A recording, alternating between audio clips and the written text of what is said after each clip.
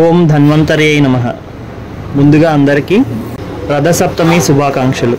ఆరోగ్యం భాస్కరాదిచ్చేత్ బుద్ధినిచ్చేత్ హుతాసనాత్. అంటే మనకి వేదం ఏం చెప్తుందంటే ఆరోగ్య ప్రదాత కింద సూర్య భగవానుని చెప్తోంది. అదేవిధంగా బుద్ధి అంటే విచక్షణ జ్ఞానాన్ని ఇచ్చే విధంగా మనకి అగ్నిదేవుడి గురించి చెప్పడం జరుగుతుంది. ఆ విధంగా మనకి సూర్యుడిని ఉపాసించడం ద్వారా అంటే యోగాలో చెప్పబడినటువంటి సూర్య నమస్కారాలు, వేదంలో చెప్పబడినటువంటి సౌర మంత్రాలు, ఆదిత్య హృదయం, ఆదిత్య కవచం ఇత్యాది మంత్రాలని నేర్చుకోవడం, వినడం, వాటిని స్మరించడం ద్వారా అందరూ కూడాను వారి యొక్క ఆరోగ్య సమస్యల నుంచి బయటపడేటువంటి మార్గాన్ని పొందగలుగుతారు. త్వరగా వారి యొక్క బాధల నుంచి రోగ పీడితులుగా ఉన్నటువంటి వాళ్ళు ఆరోగ్యవంతులుగా మారుతారు అనడానికి ఎన్నో తార్కాణాలు మనకి పురాణాల్లోనూ ఇతిహాసాల్లోనూ చెప్పబడ్డాయి. మనం ఎంతో గొప్ప ధైర్యాన్ని, స్థైర్యాన్ని, రక్షణని ఇచ్చేటువంటి దేవుడిగా కొలిచేటువంటి హనుమాన్ యొక్క గురువు ఈ సూర్యనారాయణమూర్తి. సో అటువంటి తేజోవంతులకి కూడా విద్య నేర్పగలిగినటువంటి గొప్ప గురువుగా మనం సూర్యనారాయణని కొలవాల్సినటువంటి అవసరం అనేది ఉంది.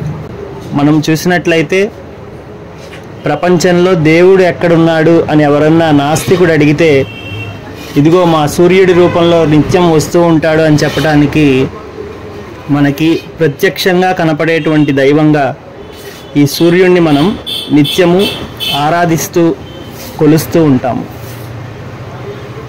ఈ సూర్యుడి యొక్క తేజస్సు ఎంతలా ఉంటుంది అంటే కొన్ని రోజులు గనక సూర్యకాంతి భూమి మీద పడకపోతే చిత్ర విచిత్రమైనటువంటి జీవులు పుట్టి వృక్షాలు వాటి యొక్క ఆహారాన్ని స్వయం ప్రతిపత్తి శక్తిని కోల్పోయి జీవరాశులన్నీ కూడా ఎటువంటి ఇబ్బందులు పడితే మృత్యువాత పడతాయో అటువంటి పేరు కూడా పెట్టలేనటువంటి చిత్ర విచిత్రమైనటువంటి వ్యాధులతో నశిస్తాయి అని చెప్పటం అటు శాస్త్రోక్తంగాను ఇటు విజ్ఞానాత్మకంగాను పరిశోధాత్మకంగాను ఎన్నోసార్లు నిరూపించబడింది. సూర్యకాంతి వల్ల జీవరాశుల మనుగడ సాగుతుంది, సాగదు అనేదానికి మనకి వృక్షశాస్త్రము అదేవిధంగా జంతుశాస్త్రంలో ఎన్నో తార్కాణాలు లేకపోలేదు. ఎవరైతే హై ఆల్టిట్యూడ్ ప్లేసుల్లో ఉంటారో, ఎవరికైతే సూర్యకాంతి అనేది సరిగా తగలకుండా ఉంటుందో వారి యొక్క జీవన ప్రమాణం అంటే జీవన రేఖ మనకి 100 ఏళ్ళు ఉంటే ఆ 100 ఏళ్ల వ్యవధిని అందుకోలేకపోవటం అనేది మనం గమనించవచ్చు. అయితే ఇక్కడ మీకు సందేహం రావచ్చు, భారతీయులకి సనాతనులకి మహావతార్ బాబాజీ అదేవిధంగా ఋషులు, మునులు, హనుమాన్ వీళ్ళందరూ కూడాను బాగా హై ఆల్టిట్యూడ్ ప్లేసుల్లోనే కదా ఉంటారు. మనకి ఆ ఋషి పరంపర అంతా కూడాను హిమాలయాల్లోనే ఉంటుందని కదా చెప్పబడింది. వాళ్ళు ఎలా జీవిస్తున్నారు వేల సంవత్సరాలంటే ఆ ప్రదేశంలో జీవించటానికి తగినటువంటి శక్తిని వాళ్ళు విశ్వాంతరాళం నుంచి సూర్య సమాన తేజస్సు కలిగి ఉన్నటువంటి శక్తి వాళ్ళకి యోగ శక్తి ద్వారా సూర్య ఉపాసన ద్వారా కలగటం ఒక్కటే మార్గంగా మనకు కనబడుతోంది. మనం చూసినట్లయితే దలైలామా ఉండేటువంటి నేపాల్ దేశంలో వాళ్ళ యొక్క ఆయుష్ ప్రమాణాలు గమనించినట్లయితే అక్కడ ఉండేటువంటి హిమనగాల్లో నివసించేటువంటి మానవ జాతి యొక్క వయస్సు సాధారణ దేశంలో మనలాగా నివసించే వాళ్ళ వయస్సు కంటే చాలా తక్కువగా కనబడటం మనం గమనించవచ్చు. మీరు ఆన్లైన్లో సెర్చ్ చేయడం ద్వారా ఈ విషయాలకు ఆధారాలు అనేవి చూసుకోవచ్చు. సో మనకి ఏం తెలుస్తోంది అంటే ఆహారము, ఆరోగ్యము అదేవిధంగా పరిరక్షణ అనేటువంటి క్రమం ఏదైతే ఉంటుందో అదంతా కూడాను మనిషి తాను నిర్వర్తిస్తున్నాను అనుకుంటూ ఉంటాడు, కానీ భగవంతుడైనటువంటి సూర్యనారాయణ యొక్క కృపచేతనే అదంతా జరుగుతుంది అని మనకి ఈ అంశాలని గమనించడం ద్వారా తేటతెల్లంగా తెలుస్తుంది. అదేవిధంగా వర్షము అనేది మేఘాలు తయారవటం ద్వారా జరుగుతుంది.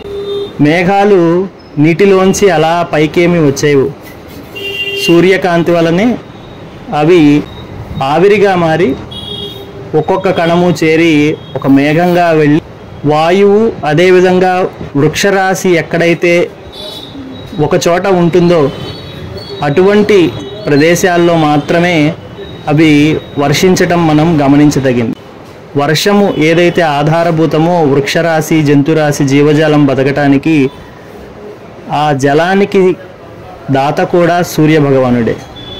సో ఈ విధంగా ప్రతి ఒక్క పంచమహాభూతం యొక్క అస్తిత్వానికి, నిర్వహణకి కూడాను సూర్యభగవానుడే ఆధారం. కాబట్టి ఈ పాంచభౌతికమైనటువంటి దేహంలో వచ్చేటువంటి ప్రతి ఒక్క డిసీజ్కి, వాతపిత్త కఫాది రోగాలకి కూడాను ఆయన యొక్క అనుగ్రహం అనేది మనకి కలగాలి అని చెప్పి తెలుస్తోంది.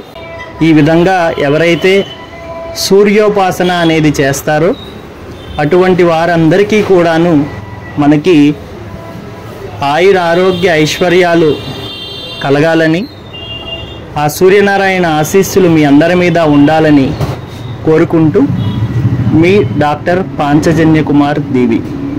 సర్వే భవంతు సుఖినః, సర్వే సంతు నిరామయాః, సర్వే భద్రాణి పశ్యంతు, మా కశ్చిత్ దుఃఖభాగ్ భవేత్. ఓం శాంతి శాంతి శాంతి.